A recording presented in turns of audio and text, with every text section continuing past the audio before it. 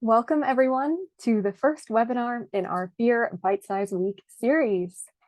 My name is Natalya Watson, and I am our Business Development Manager for our new beer qualifications, and I oversee all of our APPs in Europe who are looking to offer these new qualifications. Many of you already know WSET, but for those of you that don't, I'll give you a basic introduction to it as well. WSET, or the Wine and Spirit Education Trust, is the leading global provider of drinks education, and we offer qualifications in wine, spirits, sake, and now beer. We have over 50 years of experience in designing and delivering courses and qualifications for both drinks professionals and drinks enthusiasts, and you can now take our courses in over 75 countries through our network of over 800 course providers. So if you are keen to get started on your WSET journey, head to wsetglobal.com to learn more about our courses and qualifications.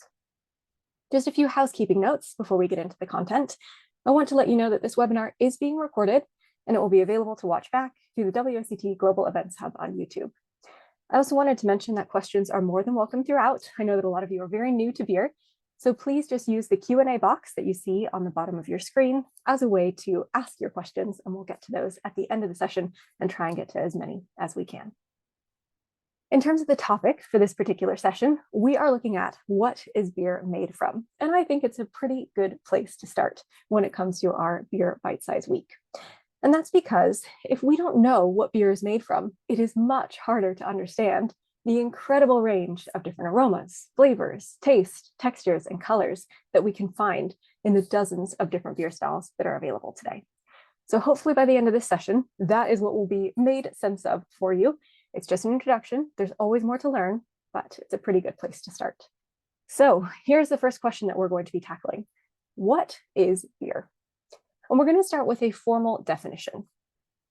Beer is a fermented alcoholic beverage typically made using malt, which is shorthand for malted grains, water and yeast, and flavored with hops. To make this a little more visual, let's take a look at each of these ingredients. As I mentioned on the previous slide, beer is typically made using these four ingredients: malt, shorthand for malted grains, yeast, water, and hops. Now, to get into the roles of each of these ingredients in the brew, our malt is going to be contributing the sugar that our yeast will then ferment into alcohol and carbon dioxide in a liquid environment provided by water, and hops bring the bitterness to help balance out malt's sweetness. Now, each of the ingredients do a little more than just those technical roles, but as we have mentioned on the previous slide, that beer is defined as a fermented alcoholic beverage. We are going to look at that fermentation reaction in a little more detail to really understand what's happening during fermentation. So how do you make alcohol? A key question for any fermented alcoholic beverage. We need to have a source of sugar. And as I mentioned on the previous slide, that's being introduced by our malted grains. And that sugar needs to be dissolved in water, hence why water is all important to the brewing process as well. Then we add in our yeast. And yeast is going to be fermenting that sugar into alcohol and carbon dioxide, what I like to refer to as the booze and bubbles in our beer. And also, depending on the strain of yeast, we may get some aromas as well. All right, so this reaction, this alcoholic fermentation reaction, is all important, but it's not the only reason why we use each of these different ingredients in beer. Our malt, our yeast, and our hops can introduce a whole range of aromas and flavors to beer, as well as playing that sort of structural role in the fermentation process. So much so that we can actually group different beer styles based on which ingredient is most influential, whether it's the malt, whether it's the yeast, or whether it's the hops. And we'll explore a little bit about that as we get more into this session. But what I really want to introduce you to is to take a deep dive into each of beer's four main ingredients to understand their roles in the brew and, of course, their impact on the finished beer. So we're going to get started by looking at malt first.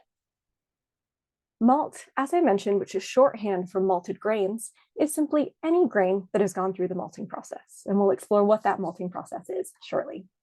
In brewing, malted barley is the most commonly used malt. And as mentioned, our malt ultimately provides sugar for fermentation. Now that word ultimately is all important here because those grains don't actually contain any sugars.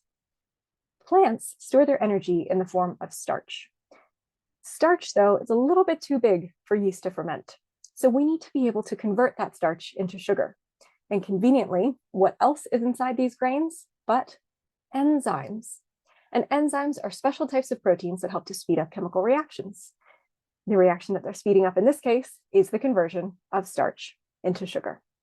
So again, just to visualize this, you can see that the way that malts provide sugars is that it contains starches, which are these long, complex chains of carbohydrates, but it also contains enzymes. And those enzymes, which are speeding up the chemical reaction, are essentially chopping up that long chain of starch into simple sugars. So within the grain, we have starches which yeast can't ferment. With the help of those enzymes, which are contained within the malt, we then are able to break them down into sugars. And this reaction happens during the first step of the brewing process called mashing, which is something that Jane will take you through in Wednesday's webinar. Returning to malt then, it doesn't only provide a source of sugar for the brewing process, it also provides color and aromas. So let's talk about how we make malt then. And that is through what we call the malting process. In the malting process, there are 3 key steps. First, we want to start with steeping. So we essentially soak the grains in water. Then they go through a germination step. So they begin to sprout. And then we need to stop that germination process by applying heat. This dries the grains and locks in their source of starch and of enzymes, as we mentioned on the previous slide. But if we apply further heat in the kiln, so in this final step of the malting process, which is essentially a giant oven, if we apply more heat, keep the grains in there for a longer length of time, we may end up toasting them or perhaps roasting them. And it's this final step, kilning, where we get this incredible range of colors and aromas being introduced by our malt. We've got 2 main types of malt to take a look at. These are sort of broad categories of malt. The first one are our base malts, and the next are our specialty malts. And with our base malts, these ones are exposed to the lowest temperatures in the kiln. What this means is they're going to introduce kind of lighter colors to a beer. So a beer made with only base malts will take on a straw or gold color. If we use specialty malts, these are the ones that have been exposed to much higher temperatures in the kiln. And in this case, they're going to be used alongside base malts, and they can introduce colors of amber, copper, brown, or black into a beer. So adding in those specialty malts is a way for us to change the color of a beer and, as you'll see on the next slide, the aromas associated with it too. Looking then at the different aromas that can be introduced from these 2 different types of malt. If we're making a beer with base malts only, those that have been exposed to the lower temperatures in the kiln, we'll get aromas of things like bread dough, water cracker or water biscuit, bread crumb, which is the inside of that baguette, or perhaps bread crust on the outside, and then a little bit of honey as well. So an example of a beer that might be made using all base malts would be something like an international pale lager. So we would look for these types of aromas. If we move on to a beer made using specialty malts, we've got a huge range of possible aromas that could be contributed. And this again depends on how much time they have spent in the kiln and the temperature that those grains have been exposed to in that final step called kilning. As you can see, if we use specialty malts, we can get a range of aromas from digestive biscuit or graham cracker to bread crust, toast or toasted nut, caramel, dried fruits, candy floss, or cotton candy, and also coffee and chocolate. So as an example of a beer that might be made using specialty malts, we could think of something like a porter or a stout. Because they're using these specialty malts, they'll take on a brown or black color, and they'll also take on aromas of coffee or chocolate. We spent a good bit of time talking about malt, and that's because it's one of the key ingredients in beer. Not only because it's our main sugar source, as we've introduced, it can also bring this incredible range of colors and aromas as well. All right, so that's our first ingredient introduced.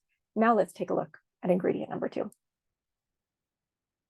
Our next ingredient in beer is water, and it is the main ingredient in beer by far. If we think about an average pint of beer, if you can believe it, over 90% of that pint of beer is water. So it's really, really important in beer. And as we mentioned earlier, it provides this liquid environment for yeast to do the alcoholic fermentation reaction. It allows us to dissolve the sugars that have come in from the malt or malted grains. And then, of course, it provides this liquid environment for fermentation to occur in. Because we need so much of it, not only for going into the beer itself, but also for the cleaning process and other reactions that happen in the brewery, we need a plentiful and reliable supply. So having a good water source is really important to brew with. Moving on to our next ingredient, the third ingredient we're going to talk about is yeast. It is a tiny microorganism blown up into a very large size, as you can see in this image here, but overall it's really, really tiny, and it is responsible for creating alcohol and carbonation through the alcoholic fermentation process that we've discussed. It can also produce aromas, but not every strain of yeast is going to be associated with aroma production. We're going to take a look on the next slide at the ones that are more likely to, and those that are a little bit less likely to produce aromas during the alcoholic fermentation step. There are two main types of yeast that we use in brewing, called ale yeast and lager yeast, and these are two different species of yeast. Now, these aren't the only microorganisms that we can use to brew with. There are others that we'll introduce you to in our level 1 and level 2 courses, but we're just going to look at ale yeast and lager yeast here. In terms of some of their differences, looking at ale yeast first, you can see that it is a warmer and faster fermentation if we use ale yeast. And also, ale yeast are the ones that can potentially produce this range of fruity and spicy aromas. And we'll explore what those different aromas are on the next slide. If we use an ale yeast to produce a beer, it's going to be called an ale. So the type of yeast is going to determine the family of beer that we are brewing into. And some examples of different ales include things like an American pale ale, a porter, a saison. So we've got quite a broad range. Looking at lager yeast by contrast, lager yeast ferments at cooler temperatures, and that slows the reaction down a bit. So a lager yeast fermentation is slower and cooler. And all importantly, it produces less aroma. So if we're experiencing a lot of yeast aroma in a beer, it's more likely that it's going to be an ale and less likely that it's going to be a lager. This doesn't mean that our lagers are flavorless, though. What it means is, instead of the yeast being the main contributor to the different aromas, it's going to be our malt or our hops that will be the main contributors to the aromas. And if we're using lager yeast in brewing, we're producing what is called a lager. Examples of different lager styles include things like the International Pale Lager, a German Pilsner, or a Munich Dunkel. In terms of some of those different fruity and spicy aromas that our yeast can introduce, fruity aromas include things like pear, apple, mango, pineapple, or banana. While our spicy aromas include things like clove, nutmeg, and white or black pepper.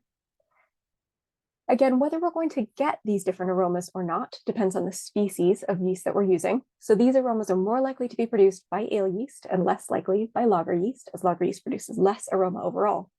But even down to the specifics of perhaps what fruit or what combination of fruit and spice we might find comes down to the individual strain of ale yeast.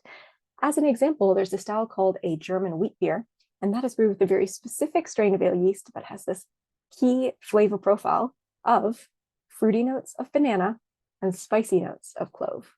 And that's so characteristic for that beer style. We consider it a yeast-driven style, and we always look for that flavor profile of banana and clove, specifically coming from the ale yeast that's used there.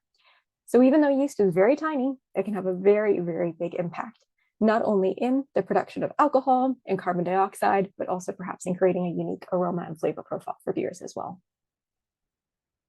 The last ingredient that we're going to look at is our hops.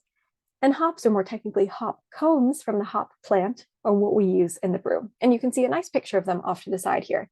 They grow in hedgerows. They are very common here in the UK. So at a certain time of year when hops are ready to be harvested, you can actually often spot them in hedgerows in the UK. But if you haven't seen them before, this is what they look like.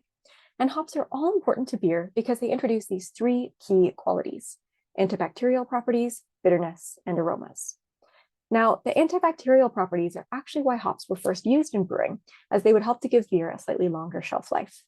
These days, they're not really used for that anymore. We've got a much better understanding of sanitation and other things like that that help us to extend beer's shelf life. So we really use them for their bitterness and aroma today, and they're really, really prized for this contribution that they make to beer. Now, when it comes to bitterness and aroma, which one we're going to focus on in the final beer depends on when we add our hops during the brewing process. But I'm going to leave Jane to talk about that in our next webinar on Wednesday. What I want to focus in on is those aromas, like we have talked about with our malt and with our yeast so far. So what kind of aromas can hops introduce? Well, what's really cool about hops is that the aromas they introduce will differ based on where they are grown.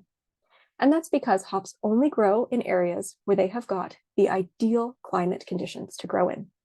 And this means that as a result, well-established hop growing regions that have that ideal climate have become associated with certain characteristics.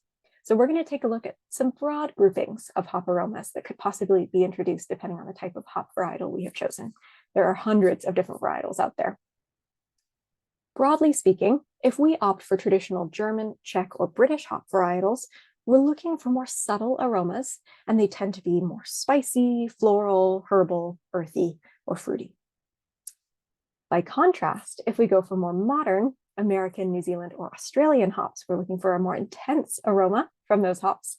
And we're also expecting things like citrus fruit, stone fruit, tropical fruit, or even pine or resin. So totally different flavor profiles.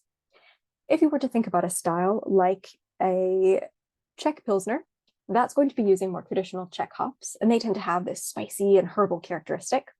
By contrast, if we were to think about a more modern style like a hazy IPA that is using those modern hop characteristics, and again, another name for a hazy IPA is a juicy IPA. That's a nickname for the style, and that implies that we're looking for these sort of citrus, tropical, or stone fruit juicy flavors to be coming through there. So again, hops can add another element to our beer, the really broad range of aromas and flavors that they can introduce. Recapping beer's main ingredients then, hopefully you've got a better understanding not only of what beer is made from, but each of these ingredients' roles in the brew and the incredible range of aromas and flavors that they bring with them. As we mentioned earlier, malt is going to be bringing the sugar that yeast then ferments into alcohol and carbon dioxide in a liquid environment provided by water, and hops bring the bitterness to help balance out malt sweetness. But again, malt, yeast, and hops will all introduce different aromas and flavors, depending on if a brewer is opting for base malts or specialty malts. That will change the color of our beer and the possible aromas. When it comes to yeast, if we're using ale yeast or lager yeast, that will help determine if we're expecting potentially fruity and spicy aromas to come through, or less yeast aroma when we're focusing more on our malts or hops. When it comes to hops, if a brewer opts for those traditional Czech or German hops, we will be getting more spicy, floral, herbal notes. Whereas if we're choosing modern American, New Zealand, or Australian hops, we can get citrus, stone fruit, tropical fruit, pine, or resin. So hopefully you're starting to see that a brewer's choice for malt, yeast, and hops can have a huge impact on the flavor profile of a beer, on the color of a beer, perhaps on the texture of a beer. And it's by varying the choice for malt, yeast, and hops that brewers are able to create dozens of different beer styles. And this is where the real fun happens. So we're not going into much more detail today. I just wanted to set you up for all the different ingredients that are used in beer and the possible aromas and flavors that they can introduce. But I'll leave you with a little teaser about what comes next, which is the creation of different beer styles. As you can see, and as I mentioned earlier, our choice of these different ingredients is so important to beer because in WSET, the way that we group our beer styles is all based on the main ingredient that's having the most impact on the aromas and flavors of that finished beer. So we have some styles that are malt driven, like an international pale lager that you see above. We have other styles that are more hop driven, like a bitter that you see below. We also have those styles that are yeast driven, like a double. This is one that has very specific characteristics coming from the yeast, an expected profile, but if we see it there, we know what strain of yeast has been used. We also have styles that are called sour styles. Now that's something I didn't go into, but we can use other microorganisms during the brew that can add a sour taste to beer. But as I mentioned, I wanted to leave you with a little teaser as to what you might learn if you take our level 1 or level 2 courses. So sour styles are something that you have yet to explore. And again, when it comes to different styles of beer, I sometimes hear people say, oh, I don't like beer. It's not for me. And I always remind them there are dozens of different beer styles out there. So if you think you don't like beer, you just haven't found the right style for you yet. In our level 1 course, you're introduced to 20 different beer styles. In our level 2 course, you are introduced to over 60 different beer styles and different types of specialty beers as well. So once you know what beer's main ingredients are, which hopefully you do now, our malt, our water, our hops, and our yeast, having an understanding of the different aromas and flavors that each ingredient can introduce is what brewers use to play with to create all of the different diversity that we find in beer in terms of different beer styles. So plenty more to explore. Now I'm going to have a look in the Q&A box as I see there are some questions. So let me see what you all want to know about beer. All right, so the first question is, are there any specific considerations for the water used, i.e. hardness or mineral content? What impact will this have on the final beer? I know water doesn't get much love in this introduction, and that is because when it comes to water chemistry, it is very, very complex. So yes, water and the minerals that it contains can have an impact on the aromas and flavors in our finished beer, but it's not something that we go into much detail on just because it is quite complex, but it is a very fair question. What's really interesting these days is that historically, brewers would have been limited to their water supply, and whatever minerals were present, they would have had to brew with that water. Now, with the luxury of modern chemistry, brewers can add or remove minerals as necessary to make the certain beer styles that they want to make. Hence why we don't talk about water as much now, because brewers can adjust their water chemistry in order to suit the style that they're brewing. But very good question. The next question is there a reason why America, New Zealand, or Australian hops gravitate more towards fruits than herbs? Is this a reflection of what was most accessible when developing new beers? Another great question. So as I mentioned, the different characteristics that are going to present in each of these hops, whether they're more traditional, those Czech, German, or British hops, or more modern, all has to do with the climate that they're grown in. So many things can affect the aromas and flavors that our hops will express, and also the levels of bitterness that they can bring to beer too. It could have to do with the amount of sunlight, the rainfall in the region, the soil type, the slope that they're grown on, the elevation that they're grown on. So it just happened that the hops that were being grown in those regions with their different climates in Australia, New Zealand, and America, these are the different characteristics that those types of hops introduce. And they're being used in styles like a hazy IPA that I mentioned, also styles like an American IPA, American Pale Ale, even contemporary hopped lagers. So sometimes we can see lagers with these characteristics as well. So yes, all down to the climate, and that's why hops are so fascinating. They only grow within certain latitude bands, but even within those latitude bands, different climates will introduce different characteristics. We've got a request to explain the malting process again. No problem, I know I did go through that a little bit quickly. So when it comes to the malting process, we've got 3 key steps. We want to steep the grains, so we're essentially soaking them in water. Then we move on to the second step, which is germination. So the grains begin to sprout. We want to make sure that we stop that process though, because during that germination step is when the enzymes become accessible. They're produced and released by the grains. And we want to make sure that all that starch and those enzymes stay for the brewer to use. So we apply heat to stop the germination process. Then we've got these dried grains full of starch and full of enzymes that we can then put to use in the brewing process. What's most interesting in terms of an aroma and flavor perspective from malting though, it's that last step of kilning. When we apply heat, the more we apply, or the higher temperature that we use, this is when we can develop really interesting colors and aromas from malt as well. So those base malts are the ones that are exposed to low temperatures. They give straw or gold colors, and lighter malt aromas of things like bread dough, water cracker, breadcrumb, or light honey. When we add more temperature and perhaps toast or roast the grains, in this case, this is when we're going to be picking up a lot more color and more unique malt aromas, ranging from, in the more amber to copper colored grains, things like toasted bread, toasted nut, bread crust, or graham cracker, or digestive biscuit. When we get into certain types of specialty malts called caramel malts, that's where we get the caramel, the candy floss, and the dried fruits. And lastly, with our roasted malts, that's where we get the chocolate and the coffee. So again, the whole purpose of the malting process really is to give us access to those enzymes inside the grains that are all important because they break that starch that yeast can't ferment down into sugar that yeast can ferment. But it also gives us a lot of colors and aromas that we can play with in our range of different beers. John has asked, where does one categorize Belgian traditional ales? So the clue is in the name there. As it is an ale, it is using ale yeast. And many of them are using very expressive types of ale yeast. So most of those will sit into the yeast-driven styles. What is an IGA? Great question. This isn't a style that we go into in the course, but IGA is an Italian grape ale. So a style that will use some grapes as a way to introduce really unique aromas and flavors into a beer. So in this case, we didn't go into further detail on any other ingredients that can be used to brew with. Most beers are typically made using malt, hops, yeast, and water, but sometimes we can also introduce other ingredients, and an IGA would be an example of that, adding in grapes to flavor a beer. Is there something called fortified beer similar to fortified wine? Very interesting question. In this case, we can see some brewers who will distill beer into a spirit, but I've never actually seen fortified beer. I'll have to look out for it though. Good question. What else have we got here? In terms of the importance of using water on beer, is it similar to that in whiskey in terms of source or quality?